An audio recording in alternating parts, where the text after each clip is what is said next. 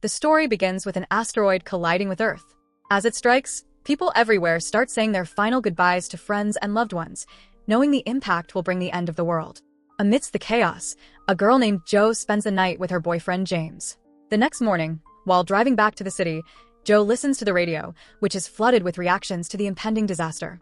The asteroid had struck the North Atlantic Ocean, and within 12 hours, the massive storm it triggered was expected to reach Australia. In these final hours, people react differently. Some turn to the Bible for comfort, while others rush to fulfill their last desires. The streets are in complete chaos, with people running out of their homes in desperation. James, sipping on alcohol, reflects on a recent conversation he had with Jo, cherishing their fleeting moments. She had asked him to stop drinking, but he ignored her. Now, with fear of death consuming him, he drinks as he drives to distract himself. Suddenly, James is forced to stop when a pile of shopping carts blocks the road. At that moment, a man wielding an axe-like weapon approaches, threatening him. The stranger claims he was betrayed and demands revenge. Forcing his way into James's car, he orders him to drive. Eventually, they reach the location where the man's supposed betrayer is hiding. Taking James's car keys, the stranger orders him to wait outside. James watches in horror as the man kills someone inside. Panicked, he jumps out of the car and runs. The man chases after him, but James hides under a tree, holding his breath until the danger passes. When the man is distracted, James crawls away and spots a red van nearby. Two drunken men step out, dragging a young girl who screams for help. They take her into a house. Seizing the chance to escape, James sneaks into the van, but just as he is about to start it, the girl's screams grow louder. He hesitates, torn between saving himself or helping her. Finally, he grabs a hammer from the van and goes inside. James follows the cries until he reaches a locked door. Suddenly, one of the men charges at him, but James strikes him with the hammer. A second, much larger man sneaks up and strangles James with a rope. Struggling, James bites his finger, breaks free, and strikes him again with the hammer. Breaking the lock, James rescues the girl. Terrified, she refuses to ride in the van and insists she must find her father. James argues it's unsafe, but she eventually agrees to go with him. On the way, she reveals the men tricked her into coming by pretending to arrange a meeting with her dad. She also describes what her father looks like. James soon notices the van is low on fuel and isn't sure what to do with the child. Hours later, the radio reports that America, Mexico, and Canada have already been devastated by the catastrophe. Suddenly, the girl spots her father's car and shouts for him, but James explains her father isn't there. Finally, she agrees to follow James, introducing herself as Rose. When they arrive at his sister's home, no one answers the door. James enters through the back, finding the house decorated for Christmas. Upstairs, he discovers the lifeless bodies of his sister and her husband in the bathroom. Shaken, he grabs alcohol from a cabinet and drinks to numb the pain.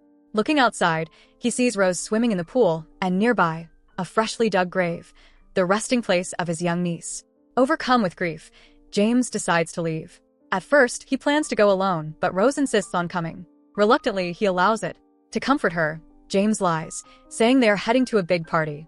Excited, Rose hopes someone there will know her aunt. James doesn't answer, keeping his eyes fixed on the road. The scene flashes back. James is at a beach house when Jo tearfully reveals she's pregnant. Instead of joy, James reacts with frustration. With the world about to end, he can't celebrate the news. Angry, he says he doesn't want to feel the pain of losing everything. Back in the present, as they drive, Rose notices James's hand bleeding. Concerned, she wraps it with one of her socks. Later, they spot a police car outside a library. A family steps out, and James approaches, hoping they will take care of Rose. But the mother coldly tells them to leave, while the father, holding a gun, remains silent and broken. James realizes they plan to end their lives together. Eventually, James and Rose arrive at the party. Nervous, Rose clutches his hand as they enter. Inside, chaos reigns, people drink, dance, and play loud music, trying to drown out the reality of the world's end. While others were shouting and causing a ruckus, Rose, overwhelmed by the atmosphere, clings to James as he carefully navigates through the crowd. Eventually, James meets his friend Freddie, who is hosting the party. James asks about his ex-girlfriend Vicky, who happens to be Freddie's sister. Freddie informs him that they've completed their earlier preparations. James follows Freddie into another room, where people are engaged in wild, inappropriate activities. To distract Rose, James hands her a bowl of chips and goes off to look for Vicky. Suddenly, a woman approaches Rose, claiming to be her mother.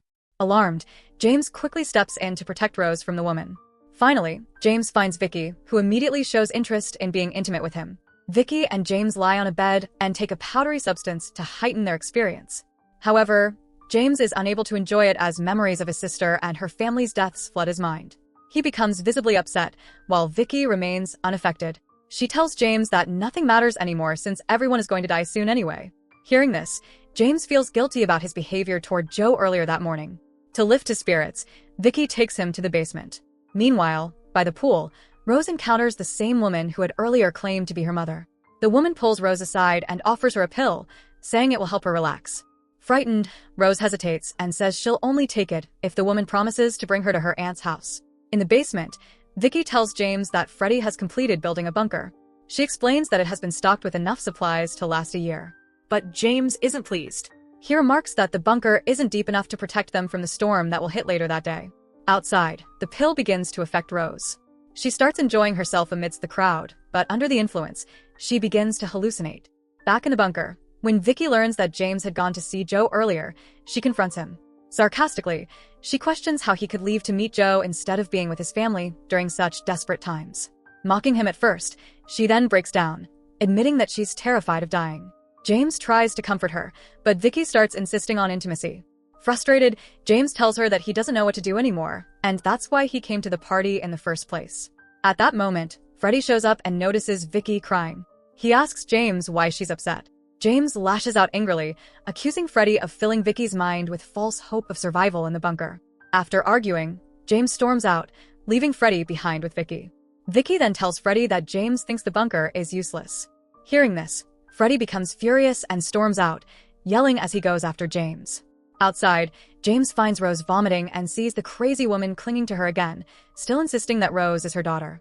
James pulls the woman away to protect Rose. Just then, Freddy shows up holding a gun and accuses James of ruining their happiness. The woman tells Freddy that Rose is her daughter and demands he return her. Freddy, now siding with the woman, orders James to hand Rose back. James refuses and continues protecting Rose. At that moment, Vicky arrives and takes the gun from Freddy. She points it at James but, instead of shooting him, turns and shoots the crazy woman. The gunshot shocks the partygoers, but after a brief moment of panic, they return to their party as if nothing happened. Vicky tells James to leave. So, James picks up Rose and heads outside. However, when they reach his van, they find it surrounded by other cars. With no choice, James carries the unconscious Rose to a nearby tunnel. There, he gives her some water and tries to help her recover. Soon, James spots a man near a car, drunkenly singing and completely unaware of his surroundings. Seizing the opportunity, James steals the car and drives away with Rose. James finally reaches his mother's house. Together, James and his mother take care of Rose. James's mother scolds him, reminding him that he had vowed never to return. She asks why he came back. James explains that he only came to drop off Rose, but her condition forced him to stay. His mother then asks about his sister. James lies, saying he hasn't met her. James then asks his mother where his car is. She criticizes him, saying trying to save the child is pointless. James retorts, saying he just wants to help Rose, and if she doesn't understand, that's her problem. His mother finally reveals that the car was stolen. Despite their argument, they both laugh at the absurdity of the situation. His mother then asks James to find a gas can in the storage room. While searching, James asks her what her plan is before the world ends.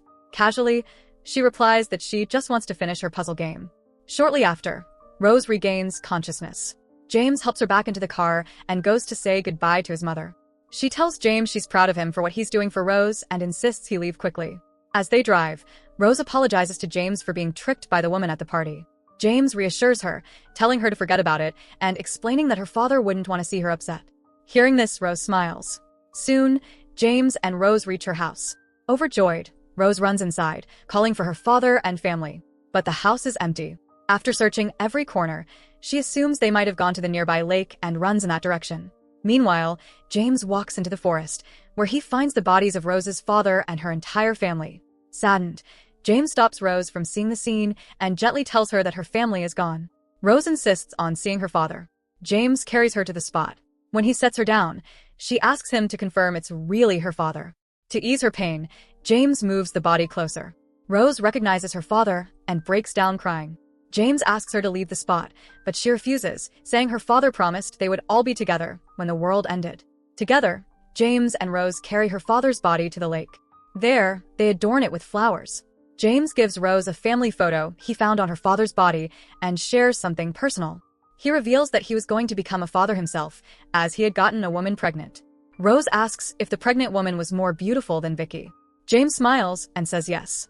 The two hug each other and say their goodbyes. James drives away, leaving Rose behind.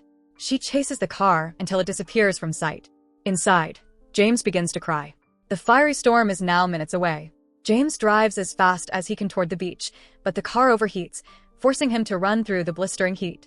When James reaches Joe's beach house, he finds it empty. Desperate, he sprints toward the beach and sees Joe standing there, staring at the terrifying firestorm approaching the shore. James approaches her, but she angrily pushes him away, furious that he left her earlier. James apologizes and confesses his love for her. Joe tearfully admits she loves him too. They embrace tightly and kiss, holding onto each other as the firestorm engulfs the beach. Joe marvels at the beauty of the storm in her final moment. The two disappear into the flames together. And that's how the story ends. So that's it. Hope you enjoy the story. Subscribe and press the bell icon for more videos.